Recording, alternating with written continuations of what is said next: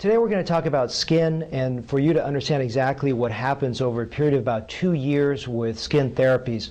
A lot of times when we think about a therapy, we think once we've had the therapy for our skin that there's going to be ongoing reduction of the effect. In other words, you'll get worse and worse and worse after you've done something. It's like buying a new gift for yourself. You go, this is fantastic, and after you use it for about a year, it starts to fall apart.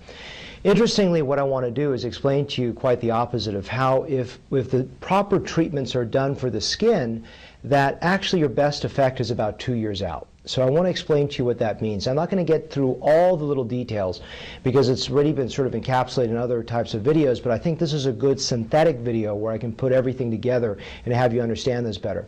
We're going to talk about three principal things for skin today: Botox, fat transfer, and plasma skin resurfacing. How do they work together? What are your expectations over the short term and over the long term?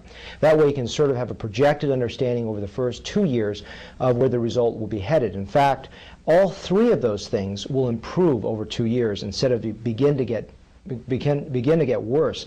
So let's talk about it in brief. Fat transfer, as you know, and we talked about in another video, actually looks the best if done in the right hands about 2 years out. Why is that?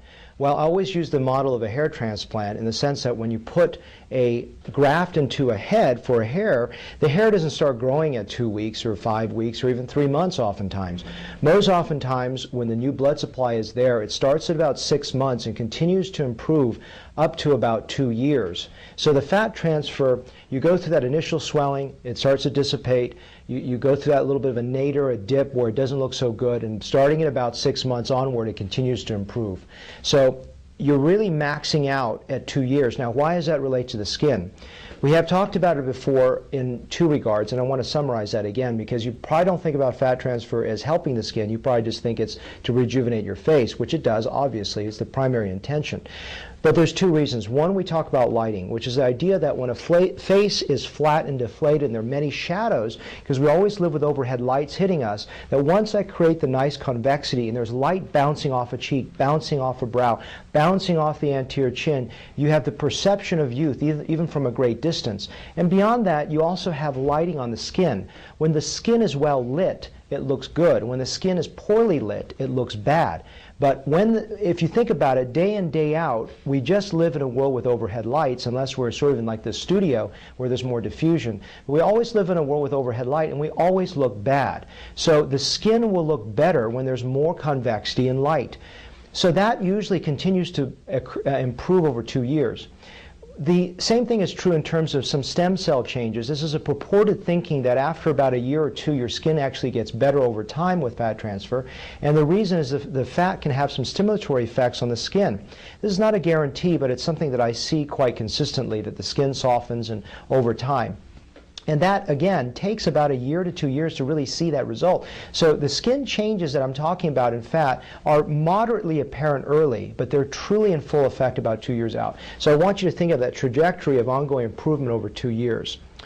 Second thing, Botox. We talked about a lot of it, and remember that in my other videos I really tried to refocus your thinking away from the quick fix, what I call the addiction, which is moving you from this roller coaster ride of, oh, I look great, and then when it goes away it looks bad, but moving you toward what I call plateau, which means if I constantly do Botox for you in a consistent fashion over the first 1 to 2 years, which are the most important times, I don't allow the skin to crepe and crease, and I affect the fundamental cause for a wrinkle, which is what else is it? It's movement. So I block the movement, I heal the skin.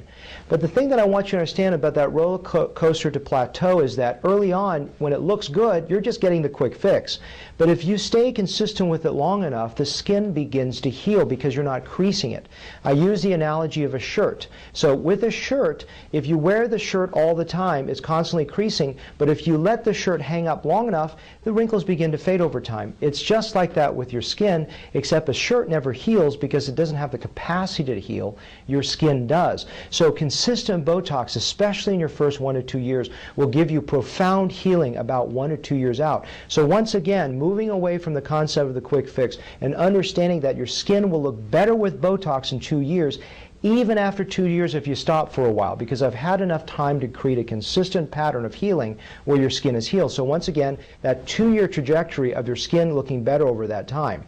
If you continue to do Botox, it continues to actually maintain that as well as possible, like exercise.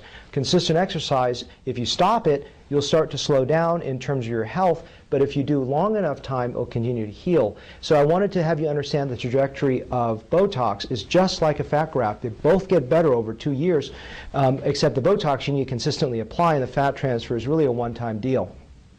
Finally, plasma. As you know, plasma is basically hyperexcited nitrogen gas on the skin. The way to understand plasma is that I used to do a lot of chemical peels. I stopped doing them because they took care of the superficial damage, the outer crusted sort of caked skin, or the little bit of brown discoloration. But after about 6 months, it started to go down. So your peel result was a good early fix, but didn't provide really long-term gains. It's quite the opposite of understanding what plasma does, because what it does is it does affect early on that same beautiful change to the outer layer of skin. But when there's a deep textural issue to the skin that's underlying, it takes about a year to year and a half for that improvement to occur. So I wanted you to understand that all three treatments, plasma, fat, and Botox, are working on the skin, and they all three actually improve over time. Minus, of course, over time a little bit of aging that occurs a few years down the road. But I don't want you to think of it like a gift where you open it, it starts to disintegrate on you. It actually begins to improve. Now, the final thing I want to talk about is how do I merge all three of these concepts into one, and how will they work for you overall? All three are a bit independent in the sense that you don't have to wait to do Botox with fat grafting, and you can do them independently of one another. In fact, I always say if you don't have time to actually have some recovery time for the fat grafting or plasma, go ahead and move toward Botox. So the Botox will be an easy office procedure that will move you in the right direction so you can start healing instead of start to worsen. But this is how I look at the face. Let's take a look at the face like this and understand what parts are each of these things affecting. The fat grafting, as you probably know, you may not know, I don't put in the forehead. I don't believe it's safe in that area. I don't believe it actually provides safety over the long run. So I'm putting fat in the lower to mid half of the face. So the stimulatory effects, the shape, design, and all those things that are improving over 2 years is affecting the skin here, okay? Where does Botox work? Now, of course, you can do Botox around the mouth, which I occasionally do, but I generally don't do it except to break some habits in that area. For the forehead, I really try to get consistency and healing around the eyes and the middle of the eyes. So Botox is working on the upper half of the face. So if you think about it, fat grafting is providing great healing to the lower to mid face of the face, and the Botox is providing great healing of the skin on the upper central face. So they work in tandem. Where does plasma work? It works on the entire thing. I call this the belt and suspenders approach, because essentially what I'm doing, even though it may not be a good style statement to wear belt and suspenders, it provides for you, the patient, a double whammy. So I'm getting a double effect to really provide as good a result as I can for your skin. By doing so, if you can do that, I think it would be wonderful. The core, though, is the fat transfer and the Botox. The plasma, I consider gravy on top of that.